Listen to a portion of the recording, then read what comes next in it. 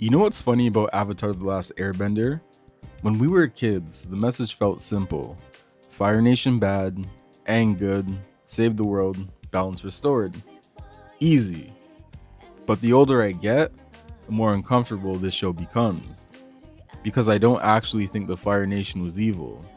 And honestly, that's what makes them terrifying. Now, before people start typing essays in the comments, no, I'm obviously not defending genocide, and I'm not saying Ozai was secretly a good person. So just relax, guys. But what I am saying, though, is that Avatar understood something about human beings that most shows are too scared to admit.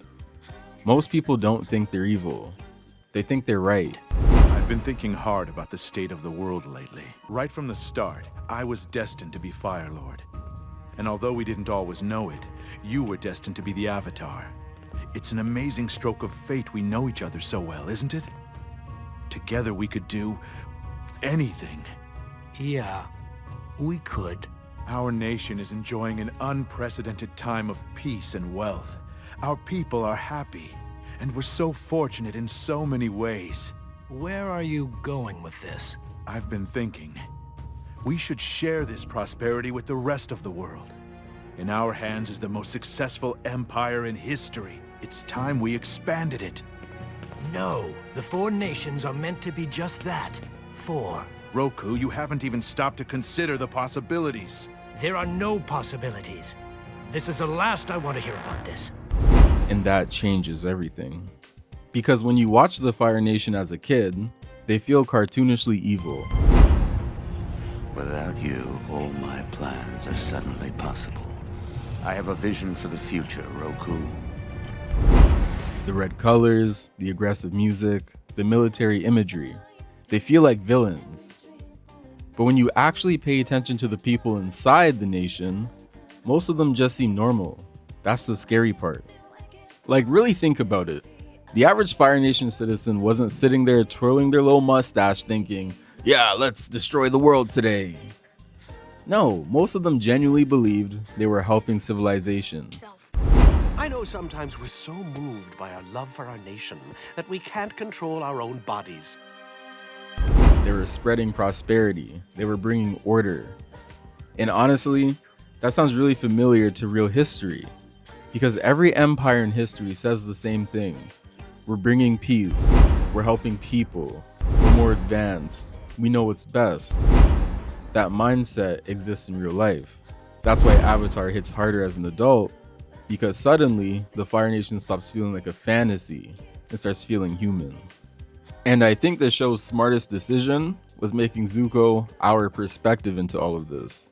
Because Zuko isn't evil, he's confused. There's a difference. Zuko grew up being told honor matters above everything else.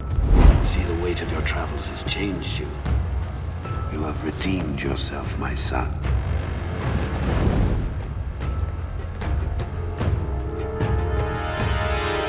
Welcome home.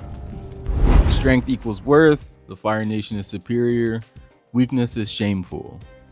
And if you're raised in that environment your entire life, how are you supposed to know what's wrong? That's the part people ignore. Human beings are products of their environment, way more than we want to admit.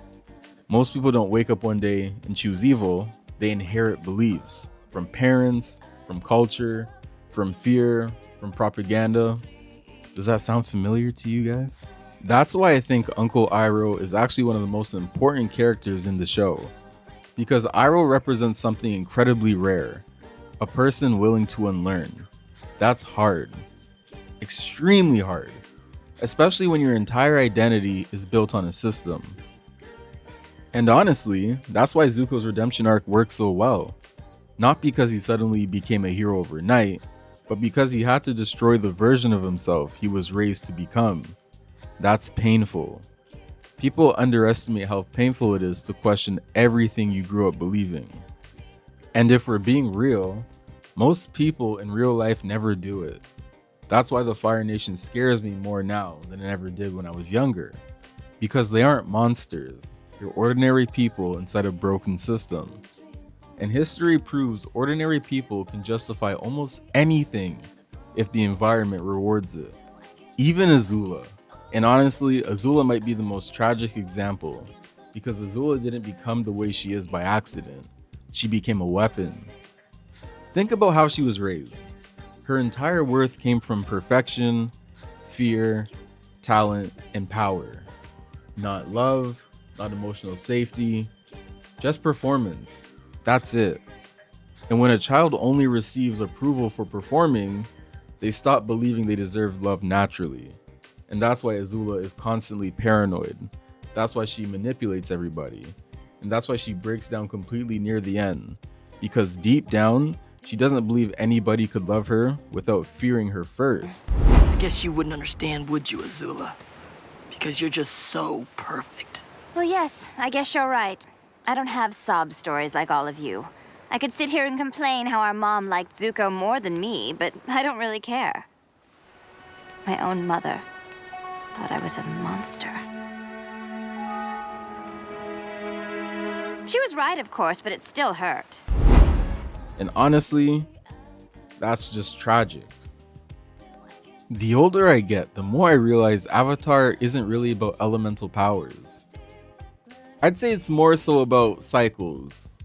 Cycles of violence, cycles of fear, cycles of ideology, and cycles of pain passed from one generation to another. The Fire Nation didn't randomly become the Fire Nation overnight, it evolved into that. Slowly, over time, which is exactly how real life works. And that's why I think Ozai is actually less interesting than the nation itself. Ozai is just the final form of a broken ideology, but the real danger is all the people underneath him enabling it. Because systems survive through ordinary people, not just powerful leaders. That's what makes Aang interesting, because Aang's entire existence challenges the Fire Nation's worldview. The Fire Nation believes power creates peace. On the other hand, Aang believes understanding creates peace. And the entire show becomes this clash between domination and empathy. But here's the uncomfortable truth. Empathy is harder. Violence is simpler. Fear is simpler. Control is simpler.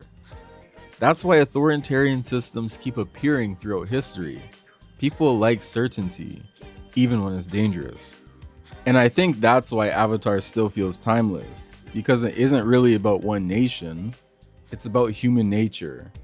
Every society thinks we're different, we'd never become that, but history says otherwise.